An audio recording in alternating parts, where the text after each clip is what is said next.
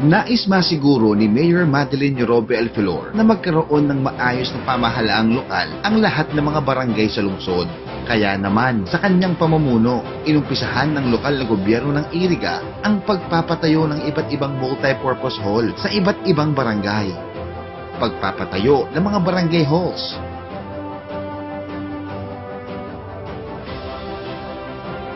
at pagpapatayo ng mga rice processing center sa ating mga kapatid na magsasaka sa iba't ibang barangay.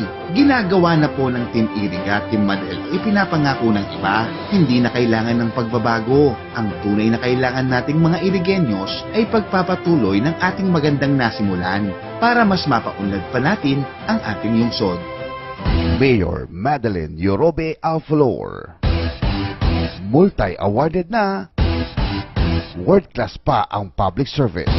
#si Madel ang mayor ko.